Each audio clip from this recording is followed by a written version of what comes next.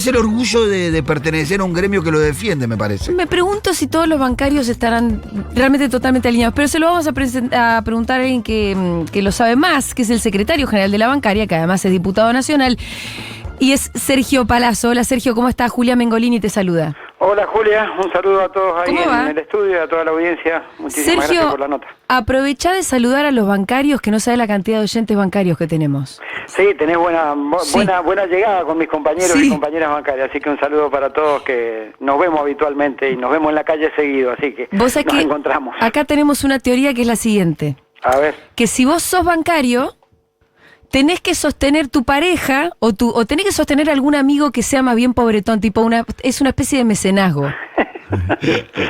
Que sea pobretón y se dedique a otra cosa, que sea artista o que sea militante de territorio. Bueno, no sé si pasará eso, pero tengo varios casos, por eso te digo que no salió el tema. Tratemos que en vez de mecenazgo esos compañeros y esas compañeras suban los peldaños suficientes como para no tener que vivir del mecenazgo. Que no tenga que vivir de un bancario. Exactamente. Bueno, Sergio, ¿cómo es la situación de los bancarios en este momento? Te escuchaba recién con el tema salarial. Nosotros tenemos un acuerdo que ya en el primer trimestre ha alcanzado el 50% de incremento salarial. No tenemos la dificultad de la homologación. Actualización de la homologación o no. Nosotros generalmente firmamos un adelanto y después al trimestre cerramos la paritaria con el número global, así que vienen cobrando habitualmente.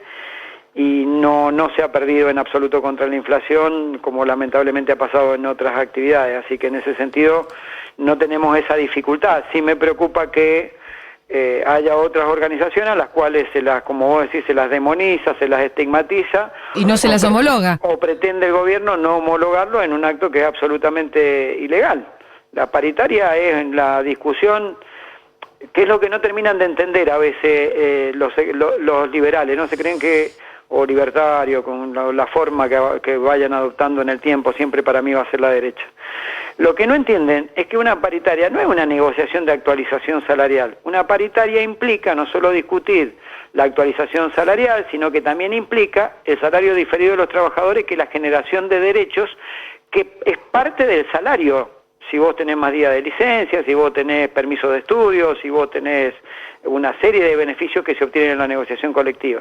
No homologar una paritaria implica no solo desmejorar la situación salarial de los trabajadores que representan esa actividad, sino también privarlos de los derechos que se generan a través de la negociación colectiva. Bueno, claro, pero imaginamos que la no homologación tiene justamente ese objetivo. Pero por supuesto, no tengas dudas, la no homologación tiene Mira, es muy claro lo que pretende este gobierno. Este gobierno lo que pretende es cristalizar la inequidad y la injusticia de lo que vos has venido sufriendo todo este tiempo. Hay que reconocer que tanto en el gobierno de Macri como en los 4 años de Alberto hubo una caída de ingresos, en menor envergadura en los 4 años de Alberto, pero también hubo una caída de ingresos. Quiere decir entonces que un trabajador que discute una paritaria y puede recuperar porque su actividad da la posibilidad hoy de hacerlo, o porque gremialmente tiene más fuerza, o por lo que sea, o porque decidieron un reconocimiento con el sector empresario por lo que perdieron, no lo puede recuperar. Entonces, bajo el concepto de no homologo paritarias que estén por encima de la inflación, el Estado no puede hacer eso. Claro. Y más un Estado que se considera libertario. Acá pareciera ser que hay libertad de precio para hacer lo que se le da la gana a las grandes corporaciones, pero hay cepos para la paritaria. Eso no debe ser, y legalmente no se corresponde con lo que la función que debe cumplir el Ministerio de Trabajo. Sergio, Secretaría ahora, ¿no? Sí, y además que ellos consideran que el salario es un precio, ¿no? Pero cuando conviene sí, cuando conviene no. Los bancarios consiguieron una cautelar contra la reforma laboral del DNU. Sin embargo, ahora entiendo yo, y ahora también te lo pregunto como diputado nacional, van a insistir con la reforma laboral. Sí, es parte de un paquete, ¿no? Hay que ver cómo termina esa negociación que tiene el Poder Ejecutivo a través de sus ministros con los gobernadores. Sí. Porque en ella hay una discusión del tema fiscal. Entre los temas fiscales está el tema de la vuelta a pagar impuesto a la ganancia cuarta categoría, está la reforma laboral y otras cuestiones más. Es decir, yo le pediría, y particularmente hago hincapié en los gobernadores, que no sean parte del latrocinio que pretende este gobierno de dejar a trabajadores sin derecho y sin organización sindical, porque después la sociedad se lo va a reclamar. Se lo va a reclamar y se lo va a reclamar mal. ¿Qué diferencia hay entre Milei y los que lo acompañen en una política de quita de derechos? Ninguna. ¿Qué diferencia hay entre Milei, que le quita recursos a las provincias para luego extorsionarlos diciéndole tienen que acompañar esto de impuesto a las ganancias porque esto reconstruye el sistema recaudatorio por el cual a ustedes les puedo girar más? O sea, primero no te manda tu plata y después con la plata de otro, que es de los trabajadores, te mando plata, es más o menos así. Sí. Entonces yo le pediría a los gobernadores que no se dejen extorsionar por el gobierno nacional, porque si no van a hacer lo mismo que el gobierno nacional después. Sí. Y lo digo porque cuando hablamos del tema de la parte fiscal que va junto con la reforma laboral, restituyen o pretenden restituir el impuesto a la ganancia a través de un eufemismo que se va a llamar impuesto a los ingresos, peor todavía, hasta la terminología, sino que también va acompañado de un proceso de algo que se llama RIGI, que son régimen de inversiones para grandes inversores, en donde, por ejemplo, mirá este detalle, vos tributás una alícuota de ganancia de acuerdo a tu nivel de facturación. El que más tributa es el 35% cuando tenés de tanto a tanto de facturación.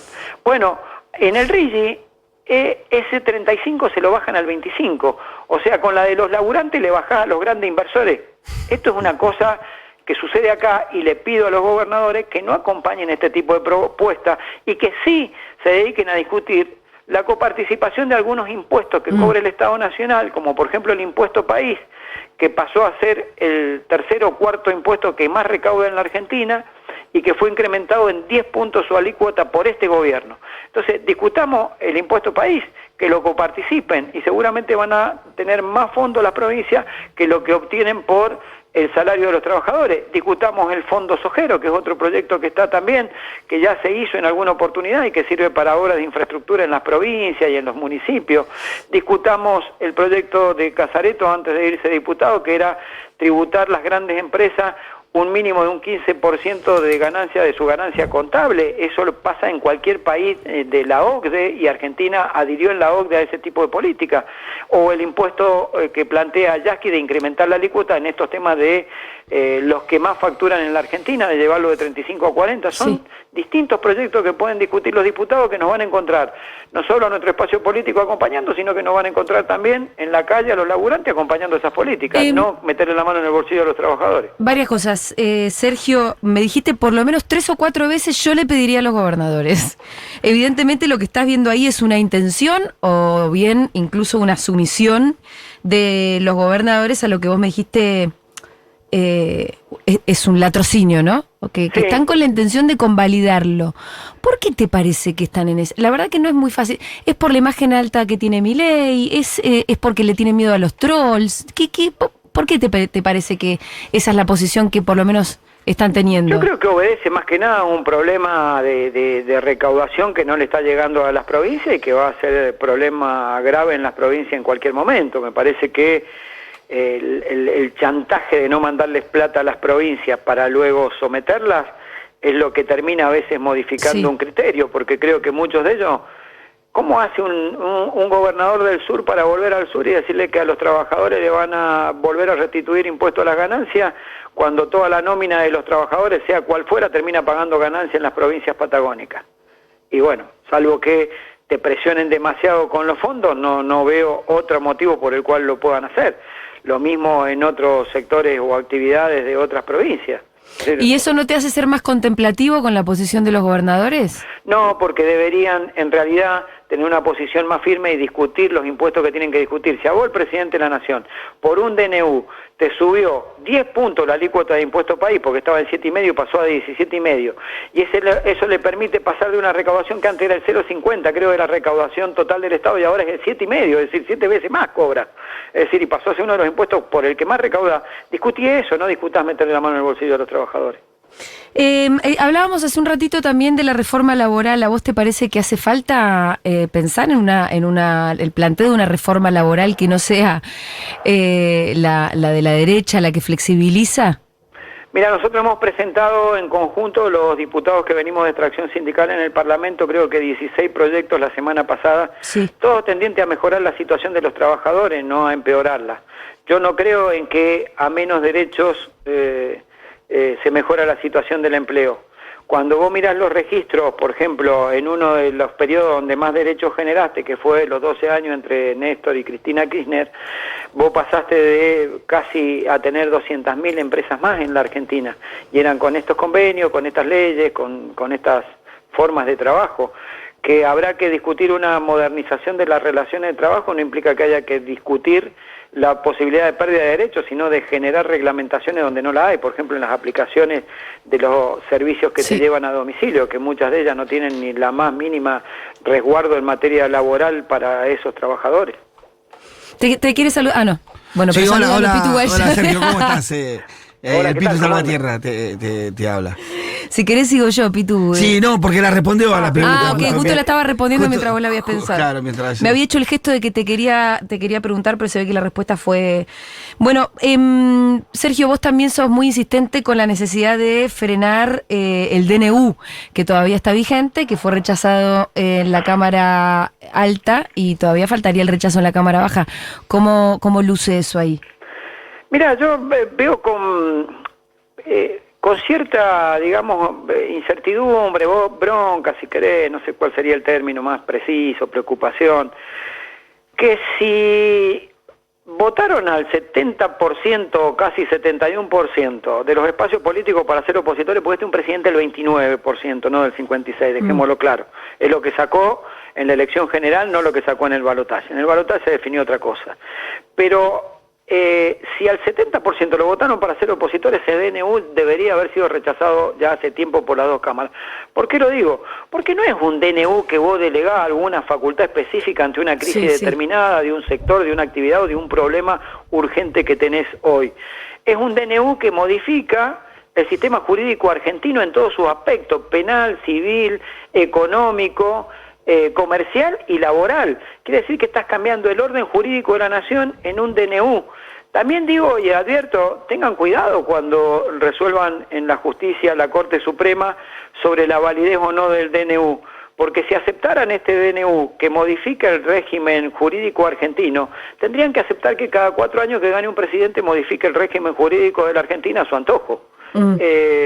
Entonces creo que esto debería ser rechazado ya con mucha antelación, y más cuando vemos las consecuencias. Este DNU en realidad no es un DNU, en realidad es la proclama de los sectores más reaccionarios y corporativos de la Argentina traducidas en un papel o en un instrumento jurídico que es un DNU. Sí. Cuando vos mirás la proclama histórica de las grandes corporaciones, AEA, la propia Unión Industrial pidiendo reforma laboral, etcétera, te vas a dar cuenta que está todo plasmado. Es decir, en cada artículo hay un negocio y en cada capítulo tenés la pluma de los estudios jurídicos de esas corporaciones. Y bueno, pero los números en diputados... Mirá, yo creo que si ellos lo tuvieran para que tuviera aprobación, ya lo hubieran tratado. Y si nosotros lo tuviéramos para rechazarlo, también lo hubiéramos tratado. Me parece que hay una indefinición que tiene mucho que ver con esta negociación que están llevando a cabo los gobernadores, que yo miro con mucha preocupación. Y desde el sector, bueno, como parte también de la CGT, ¿qué te parece que tendría que hacer el movimiento sindical argentino? Bueno, creo que dio una muestra rápida cuando fue la primera marcha en diciembre, cuando salió el decreto, que fuimos a tribunales. Tuvo una estrategia jurídica excelente porque logró abortar la posibilidad de la reforma laboral. Tuvimos una acción articulada entre la política, el movimiento obrero y los movimientos sindicales que dio por tierra con la posibilidad de que el gobierno avanzara con la ley ómnibus, y creo que hay que recrear esa articulación para cuando vaya al Congreso la nueva ley, bases, ómnibus, como quieran llamarle, que yo pediría que no nos llamemos a confusión, porque algunos festejan y dicen, no, es ya no es más una ley ómnibus, una minivan, no, en la centralidad de la ley siguen estando las mismas cosas que estaban en la otra, no se confundan. Están cambiando cuestiones de forma nada más como para disfrazarlo, pero la centralidad es lo mismo. ¿Cuál es esa centralidad? Para vos, ¿cuál es la parte más grave? Y la más grave tiene que ver con, en el caso, y por razones obvias de lo que me dedico como dirigente sindical, tiene que ver con la reforma laboral, tiene que ver con una apertura económica indiscriminada, tiene que ver con los grandes beneficios, como te acabo de explicar, a los grandes inversores, una Argentina que sigue siendo para pocos y en donde para que esos pocos le vaya muy bien lo pagamos entre muchos. ¿Te imaginas otro paro de la CGT? Sí. Claro que sí, y también me imagino una gran marcha el 1 de mayo. Ojalá podamos concretar las dos cosas, una marcha y alguna medida de fuerza. Gracias, Sergio, por la comunicación. Un abrazo. Gracias a ustedes, como siempre. Abrazo grande a todos. Chao.